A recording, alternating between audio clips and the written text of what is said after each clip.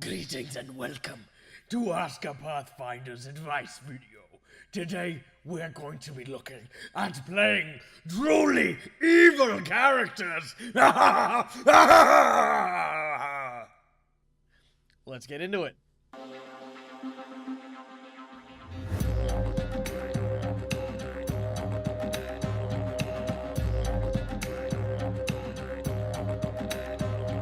Alright guys, so evil characters. Now, cool your jets. Listen, I'm going to be very clear about this. Not everyone should play evil characters, and no one should start their RPG career by playing an evil character. Lots of people have arguments that, oh, you can't really get into a group with evil because, you know, it ruins quests and it sets them on a chaotic trail, and unless you're playing a sandbox game, evil games don't work. Look, that is true, but there is definitely a way to play evil characters, and I'm going to be walking you guys through how you can do it in your own RPG adventures. So first of all, let's talk about the one thing that I said I'd talk about in all of these alignment-based videos, and that is, of course, swinging for the fences. Do not swing for the fences! I will repeat this every single time. If you are playing an alignment-type character, do not swing for the fences with that alignment. Do not try and be the be-all evil that is evil, and do not make all your decisions based on the fact that you're evil. Don't sit there and say, oh, well, you know what, I'm walking down the street, ah, baby, I'll eat it. No, don't do that. I guarantee you, of all the things you could do wrong while playing an evil character, just deciding to reflexively be evil is the first thing you'll do wrong, okay? Evil is not about just doing something immoral or doing something selfish or doing something that will make other people react. Being evil is subtle. It's balance. It's about vice. It's about weakness being turned into a strength. That's where evil really lies, and that is where you will find the most memorable evil players, even characters. That's where they exist. My favorite villain in any kind of, you know, film, TV, book, or whatever, is actually Jigsaw from the Saw franchise. Now, a lot of people say, oh, that was a terrible movie, it's just a big, giant gore fest. That's true, but what really fascinated me about it was Jigsaw's philosophy on life. It's not a bad philosophy. Humans are capable of surviving such terrible and awful things, and he wants to show those people who have lost their way, who have lost sight of how to live and what the value of life is, exactly how far they're willing to go to survive. And his philosophy is very deep, and it comes around not because he's a big crazy lunatic. Well, I mean, yeah, there was that, but because he went through the experience. He's been there. You know, he had cancer, he fell off, you know, a big cliff, and then, you know, all the other stuff that you should go and watch the movie about. You know, all of that shaped who he was and why it set him upon this path that was fraught with evil. That, my friend, is when you have a truly evil character. But how do we get there? How do we get to that point? How do we go from Josie McEatsBabies to Jigsaw? Well, first of all, you need to decide what type of evil character you are. And there are so many ways to determine the types of character you are. What I like to do when I pick an evil character is I like to pick a sin or vice that my character is predominantly subject to. So, the 7 sins, for those of you who don't know it, because I totally know it, and I don't actually have this big list of them right in front of me, is sloth, which is basically your laziness or your apathy to things, you not wanting to really do or involve yourself in things. Pride, which is obviously your ego, and I have no idea what that's like.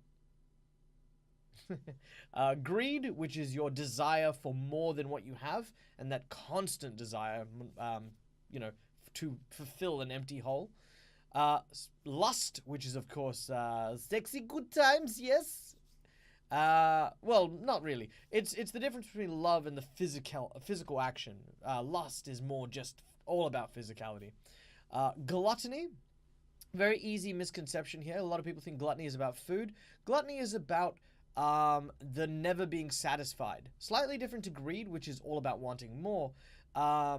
Gluttony is about wanting to wring the most out of everything you have. So if you eat at a banquet, you eat as much as you can to excess. Again, it's not really a desire, more than a compulsion, I guess.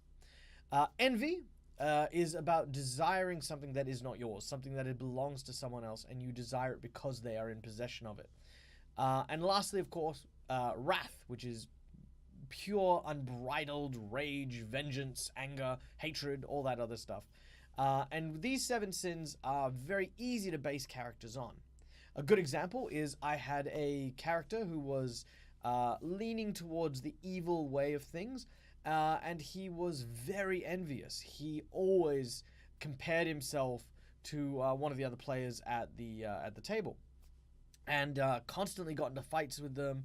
Was basically the whole Raphael to his Leonardo, where I was always angry at the fact that he was always seen as favorable, like the townsfolk always got on with him, and he always got the quests, and everyone saw him as the leader. But why couldn't I be leader? What's wrong with me? And that turned my character evil. So this the sin and vice subtype of evil is a great way to go about it. The second type is called the weakness. Something has happened, something is broken inherently in that character, and that's what you want to explore with that evil view. Another example of this, again, Jigsaw is in that category where something had occurred in his movies, which again, go watch Saw if you want to find out. But of course, only if you are of the appropriate age bracket. If you are too young, or if you attend the youth center that I work in, you know you shouldn't watch those movies. Yeah, if you've got like a scenario where something terrible has happened, and suddenly something breaks inside of you like glass, and it's not about it being fixed, it's about you acknowledging and you loving that broken piece of you. Good examples of characters that do that are things like the Joker and Harley. Harlequin suffering from Stockholm Syndrome, but never wanting to break it. I mean, she's a psychologist. She knows exactly what her relationship with the Joker is all about, but she accepts it and embraces it, and that's what makes her crazy. That's what really separates her from the sane characters and all that sort of stuff. I played a character actually quite recently where my character had actually lost a child. I was a warforged who was taken in by a loving family, the sheriff of a town, and his daughter went missing. I went with the sheriff to go find her. He got killed. She was dead. I came back to town with a dead girl. Everyone turned on me. Everyone thought it was me. Everyone blamed me. Everyone kicked me out of town. And ever since then, my character just doesn't get along with people. Not like I don't get angry at them. I don't fight them. But my character has a zero emotional connection to people. And sometimes that means he goes too far.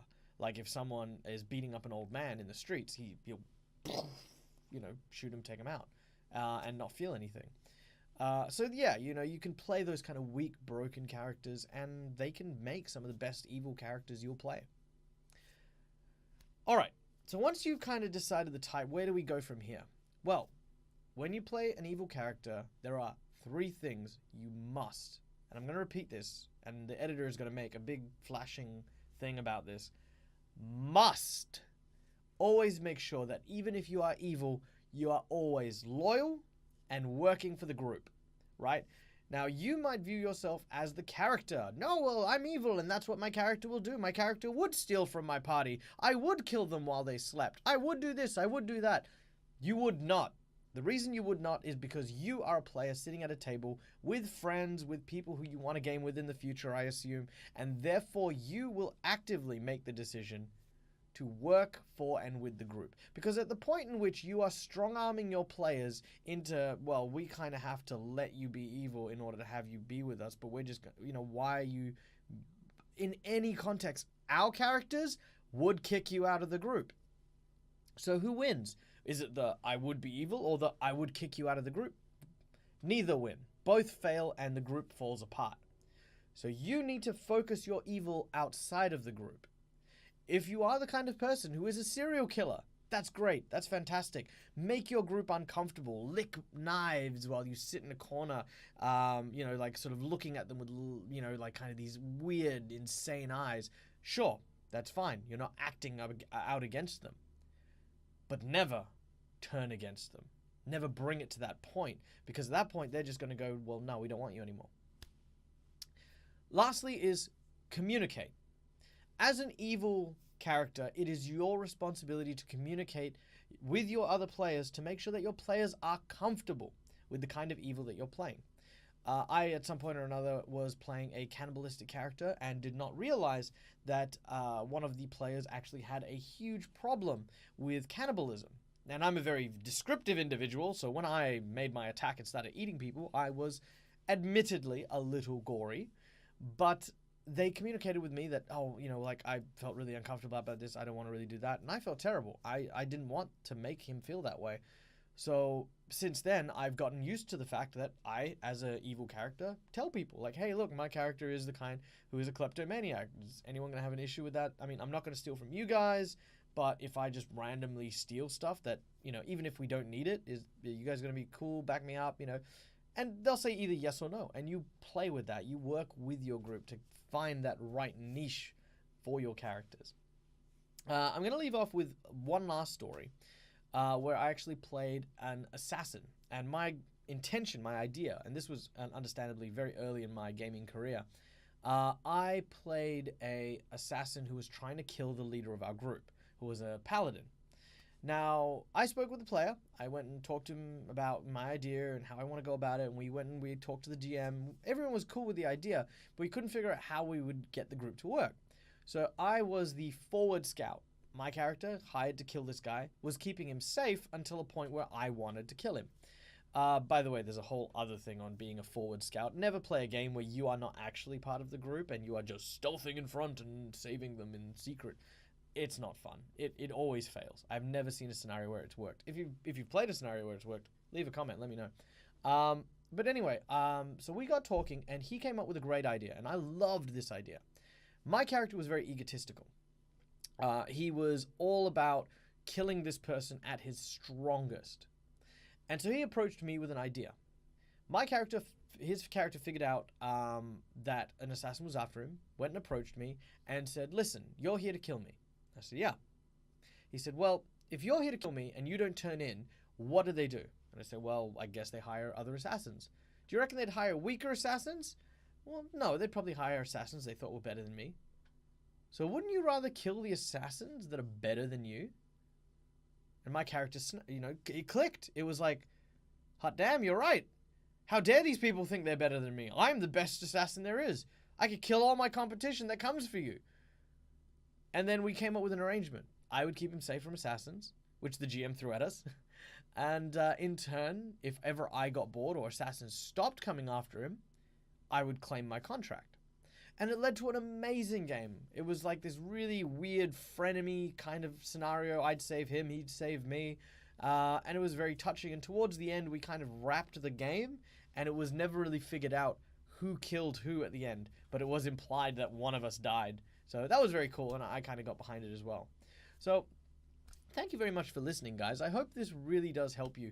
Because honestly, I love playing evil characters. I really do. I just think so many GMs are put off the idea of playing with evil PCs because a lot of PCs do swing for the fences. They are just evil for the sake of evil. And honestly, that's just not interesting. It borderlines the idea of trolling in a game where you're just there to kind of disrupt things. And no GM really deserves that.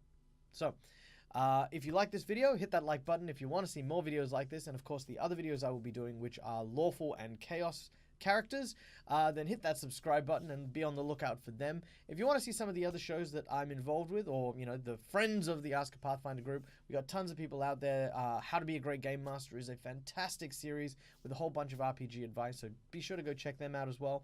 Of course, if you want more from me, you can head over to Facebook, facebook.com/AskAPathfinder. I'm usually there with articles, advice. If you have any questions you want to ask me, ask them on Facebook or go to Discord. The link will be all in the description below.